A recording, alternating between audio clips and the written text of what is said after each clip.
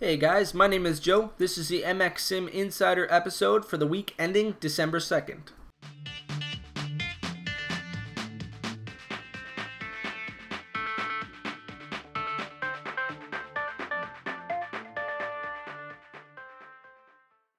Alright, so this is kind of like a special edition of MX Sim Insider. I want to thank everybody for 100 subscribers. So thanks a lot if you guys hit that subscribe button. And if you haven't yet, please do hit it, because at 200 subscribers, I think I'm going to try to do a little bit of a giveaway, just to thank everybody once again. What you guys can expect in this episode is I got some official model updates on some models you guys are waiting for. I got a cool interview with Sweendoggy, and of course I got all your racing and just gaming news. So stay tuned, and I hope you guys enjoy it. Alright, let's get started with MX Simulator News. MX Simulator News is brought to you by Risk Clothing. They just did some updates to their websites, and they got a lot of good sales going on, so check them out. I'll put the link in the description. So this week in news, there's not really much that happened. Really nothing happened, but there was some discussion about the 252 strokes. JLV made a post saying he can't quite get the sound right. It sounds like crap, so he might push it back to the end of the Supercross series. That led into about, I'd say, 6 pages of, "No, release them now with the 125 sounds or I'll punch a baby." And I was one of those people. I'd really like to see them released now, but I know he'll do the right thing, and when they are released, they're going to be sick. But I wouldn't leave you guys empty-handed, so I got some official model updates. So if you guys are alt-tabbed, come back to the video and check out these screenshots. This is Pishta's 450 model, the RMZ. What's different on this one than what you guys seen on the forums is he redid the rear number plates. They're a little smaller. They were too wide last time. I just did some detail here and there. But he says the HD version is now finished, so he's just going to start low polying and baking their normal maps, and sooner or later it's going to be in-game. Pretty excited. Can't wait to see it. It's going to look sick. So if you guys want to check it out more, just pause it and do what you got to do. But that's it for the MX Simulator news for this week. Alright, I guess now it's time for the editor's pick. That's where I just pick a track and a skin that I like and tell you guys about it. Right, this week I'm going to pick 2 skins because there wasn't a lot of tracks released, so it's not really fair. So the first skin I pick is the Red Bull Bell Moto 9 by Skate for Life. Pretty sick. It looks wicked. I think it looks really good in game, and he did a really good job with it. Got a nice set of Oakley goggles on there too. So mad props to him. He did a good job. And the next one is Troy Lee Design Special Edition 2011 by Shamir. Apologize if I'm saying that wrong. But yeah, there's a couple different colorways in there, and I think we had this released before, but it's always nice to see it improved. So that's really good. And the track I'm gonna pick is round 1 of the Winter Indoor Series by Race Factory Gaming by Checkers. Track is sick. It's tight. It's got some nice cool jumps. It works good for the 250s and the 450s. So yeah, those are my track and my skin picks. If you guys want to get them, I'll put the link in the description below, and don't forget to rate them. Alright, so I guess that brings us to the MX Simulator Racing News. This is brought to you in part by RaceFactoryGaming.com. They host a lot of cool races and they do a lot of cool things, so be sure to check them out. And we're going to start with the EMF Arena Cross Series. Their last round was on Wednesday, and there's 3 more rounds after that. So if you guys want to take place or race in this, be sure to sign up on the forums. After round 1, the MX1 standings look like this. First place goes to Seaman Linko, second is Newbrock, third is Coco, fourth is JPR RH870R, and fifth is, rounding out top 5, sorry, is 43 Racing Sib. But I guess Seaman Linko cut a whole bunch and got disqualified. So congratulations, you loser, you got disqualified. So he's not in the standings anymore, so that brings everybody up 1 spot. And now rounding out the top 5 is MXF MXSR4CRF. It's a guy with a bunch of letters and numbers in his name. Just make your name simple, buddy, and I'll say your name. Now the MX2, Big W goes to Kawa46. 2 is Team Duel's Honda Fagerstorm. Very creative with your name there. Third is May Ryan Bork. Fourth is GXS Kokow. And fifth is K Kronberg 15. Alright, so now we move on to the Race Factory Gaming Local Series, round 5. That was the final round. And man, Shaq dominated. He took a lot of championships. They include the 50 Open, 125 Pro, 250 Pro, and the Dash Championship. So congratulations, Shaq. The 125 AMN 250B champion is MX Prodigy. The 250C champion is Possibly Quick, so I guess he was quick enough. Alright, so that's everything. Congratulations, guys, for your finishes, and that's it for your racing news. Alright, so before I queue up this interview with Sweendoggy, I just want to let everybody know that I think something went wrong with the recording software. It kind of overlaid my audio on top of his, so it seems to take him a little bit longer to answer my questions, and sometimes I cut him off before he's finished, and I just want to let everybody know that I'm not an asshole. I let people finish talking. It's not too bad, though. It seems to get better near the end, so just keep that in mind when you're listening. And coming up is Sweendoggy's interview. Alright, so we're sitting down with Sweendoggy. Thank you, Sween, for joining us. And this is a special edition of MXM Insider to thank everybody for 100 subscribers, so that's pretty good. So first off, Sween, why did you pick the name Sweendoggy anyway? I gotta know. Well, let's see. It would go back to my freshman year in high school. My last name is Sweeney, and going into like my first class, I met a guy. He immediately started calling me Sweendoggy. Like didn't know me or anything, and then it kind of just stuck. And my friends call me Sweendoggy. All my been Sweendoggy just kind of stuck around.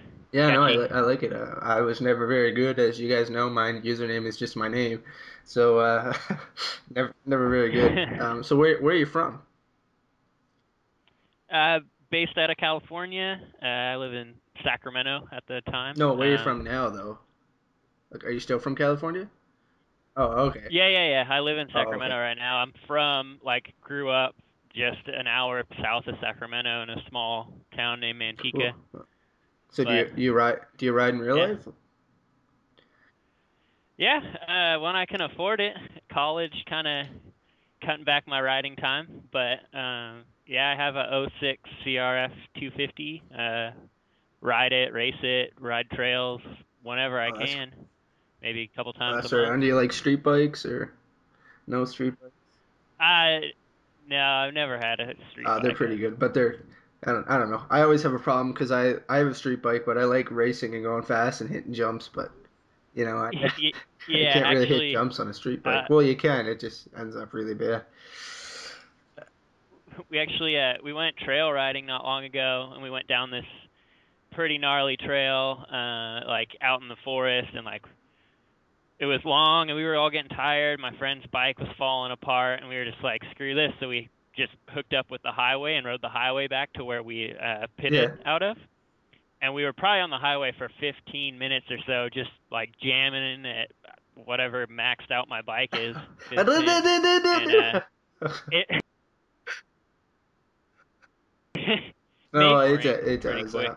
Now I'm gonna get all this street biker hate, but it's not. So while we're talking about college, like, what do you take? What do you want to be when you grow up, Sween? What do you want to be when you grow up? uh, I'm I'm going to school for mechanical engineering, so So, do, something interesting. It's kind of hard to not do something interesting when you have that yeah, degree. are So, you pretty close to finishing, or not very close? Or uh, yeah, getting there. Maybe like a year left or so. Definitely 2 semesters well, that's not left bad. So after so the there's current definitely one. light at the end of the tunnel there. Oh That's yeah, good. yeah. Right on. So what makes you enjoy hosting these crazy, insane events for cranky Europeans and angry Americans? Like, what makes you want to do, and everybody in between? Like, I can't forget the people down under, but like, what makes you want to do that week after week after week? Uh, well, I started out like when like kind of first got into the game. There was the demo Yeah. series, and when that died, I got sad, and I started running that, and it started becoming more and more fun. Just to have a really structured race every week, and from there it built into what it is today. But it's always just kind of been I like racing the events, and I want them to be professional. And if I have to run them to make them that way, then that's No, fine. And I hear you. I kind of just I Yeah. love No. it. Well, that's good. But now you kind of really don't get time to run the events, do you? Well, I try to race professional they get, or the more involved they are. It starts kind of being hard to be competitive. Yeah, no, I hear you. It takes a this game kind of eats your life away after a while. But um, Yeah, so as you guys know, Sweendoggy is one of the owners and co-founders, I guess, of RaceFactoryGaming.com. It was recently launched. It was on our previous episode, and yeah, just tell us a little bit more about it, maybe about your partners and when you guys thought of it and why you guys decided to make it. All right.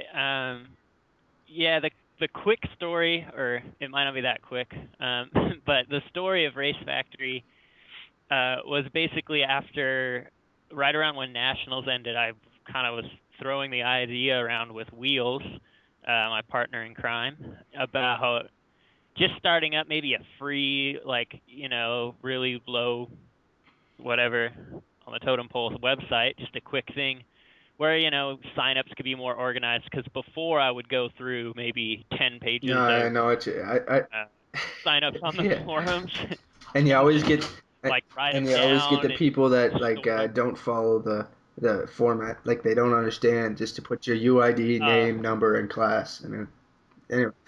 yeah, and then like I'd be on page 5 and I'd write down this guy's sign up, and then on page 7 he's like, "Oh, I want to switch classes to Yeah. this," and then okay, well, where's this guy on my list? I gotta find switch And and page 10, whatever. he's like, yeah, I changed my name and my cousin's gonna race for me now, and he's gonna, Yeah, yeah, yeah, that's good. yeah, for sure. So that was my initial goal, was to just make things easier. We weren't gonna really make them much bigger. I know people don't like going to a different. They just want to go to the forums and have everything right in there. They don't want to have to bother going to another site. But I just figured if we could link to sign up, perfect. Yeah, no, that's yep, no, that's perfect, really. Like I always wanted it to be more professional. It's nice, it's easier, and your website's really clean and easy to look at and pretty fast to navigate. So it turned out from this kind of small idea and just kind of snowballed into this bigger thing. Or like when did you start figuring like Yeah. you wanted to get host these big events that companies are sponsoring and giving out prizes and like what one that was just kind Well.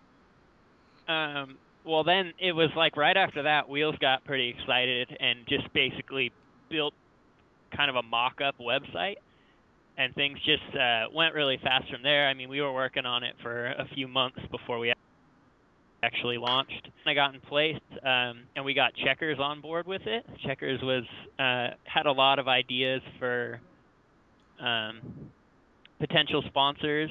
We also talked to JLV a lot and got the go-ahead to run. And as we all know, Supercross was sponsored last year and then again this year by of Moto okay, Option. yeah, Uh, no, that's good. I'm glad they're coming back.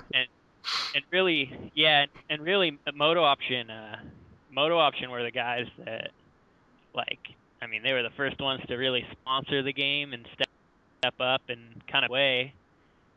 But next thing you know, we were in contact with like all the sponsors now, and they were, giving us product to give out for prizing, and yeah, it just grew really fast. I mean, I don't even really know. From most of that, Checkers took care of. A lot of the website stuff, most of it, Wheels took care of. I've just kind of been overseeing stuff and running events. And as far as events go, these are pretty much all the same events I ran last year without any support. Just in more So organized fashion. yeah, just getting more organized, just getting So bigger. I see now that the winter series is on Thursdays, right? Was that am I correct in saying that? Uh, Yes, yeah, I just changed that today, actually. It was a little too cramped, I think, for okay, everybody. and but what last year the Supercross races were on Thursdays, were they not? Or were they? So Yeah, are they? yeah, How's that going to go down this year? yeah. Well, we still have a lot of stuff on the table for Supercross ideas, but the goal is to have them run Thursdays, familiar, time, date, whatever. That's going to be the Thursday before the race in real life is ran. Okay. Uh, So yeah. how you gonna race So two series at once on the same day? Like Oh, but well, the winter indoor will be oh done before. So the last round of winter indoors on the 29th of oh right, December. yes, yeah, that was yes, yeah. No, that won't be too bad then. Yeah, I guess so. All right, well that's right on. So um you got the Winter Series coming up, and the track hasn't been released yet, right? Well, I guess it will No, be we're now because it's Friday, so I guess the race is already over now. So the first round is done, because I guess the first round is tomorrow, which is Thursday, right? Yeah, so the track, we're gonna release the track, but it's gonna be password Oh, okay. protected, and it's actually gonna be the password's gonna be given out just 15 minutes before practice starts. A little bit of an innovative format just for this one I like series. that. I So remember it back in limits. MVA they did that too. They had kind of a track that was out the whole time, but then they did this like rutted up wet race version of the track, and they released it like 10 minutes before the race. But I can't remember what the race was, but I liked it. It was fun. Everybody was kind of back on equal ground, and it was good. It's I think people's heart rates are gonna be a little higher than normal in the heat races at this point. Especially throwing in the 450s. Like not many people have like I myself like super frustrated with the 450s. Like I can't ride them for crap, but it's just like a whole new bike. So it's going to be you're going to see a lot of I think you're going to see a lot of veterans that are going to have some really goony moments on the 450s. But Oh, yeah, and the tight and they're challenging, and then the limited practice thing. There's yeah, going to be there's carnage and people jumping into the stands and all yeah, kinds of stuff. it's going to be Should be good. good. So just kind of wrapping this thing up. Where do you want to see Race Factory Gaming in the future? Say next year, this time next year. Where would you like to be with Race Factory Gaming? With I just want to, I'm hoping. Obviously, we have a bigger following. I'm hoping even So more. are you ever going to want to And branch out into yeah, other maybe motorsports games, or are you just going to stick with the motocross simulator? for now, pretty much. I mean, unless we really get a big staff going on, which might be possible in the future. Obviously, one day I'm going to be a mechanical engineer. I might not have time to run all these races, Yeah. but if we get the staff for it, I would be up for it. I enjoy playing games like LFS and all that, so it's possible maybe some Moto GP Oh yeah, style games. right on. I like those are all good. I like them. Um, But well, that's great. So I'm really happy to see Race Factory Gaming live. It's really good, and I know you guys have some important important people in your team besides you, Wheels, and Checkers. So you want to give a little shout out to them, maybe, or people, we have to kind of give a shout out to some of the guys that were helping us when we were scrambling to get things done. YZMXer gave us a bunch of screenshots that we needed. Mikey brought over some of his website skills and helps us with the just suggestions and kind of in the team department. Of course, MotoX Jeff doing our recap videos. I'm sure you're familiar with his videos, and James Bolin of JB Media for the preview videos for Supercross. And then, in addition to that, of course, we have our sponsor, which yeah, real give them quick a run we for. have we have Moto Option, Verb Moto, of course MXSimulator.com, good old JLV, Tagger Designs, EVS, Novik Gloves, One Industries, Two Wheelers Graphics Company, Race Tech, MXJ Productions, Verb Moto Gamers, JB Media, and Risk Clothing. And possibly some new sponsors that we're going to be releasing here in the near Right future. on. Well, So that's good. exciting Yeah, stuff. well, you got a whole list of them, so your guys are gonna have a whole bunch of crap to give away. Right, Yeah, right on. yeah. Well, thanks, Sween. I guess nobody really did get your real name. If you want to give that out or not, I don't know. It's up to you. It's your We'll a leave it at first Yeah, Sweendoggy. okay. We'll call you Sweendoggy. I guess I can't think of anything better. But thanks, Sween, for joining us and shedding some light on the Race Factor Gaming and all your series you're doing. And I appreciate the time. And is there anything else you want to say? Say hi to your mother or something? Or Oh no, I'm good. But yeah, thanks for having me on. Hopefully we'll all do right, this thank again. you. Well, ladies and gentlemen, that was this week's episode of MX Sim Insider. If you're still listening, thanks a lot. It was a pretty long episode. If you did like it, do leave a comment and hit that thumbs up button. Once again, I'd like to thank Sweendoggy for the interview and Pishta for the model updates. I appreciate that. And remember, maybe at 200 subscribers, I'll be able to do a giveaway. So thanks for listening, guys, and I'll see you next week.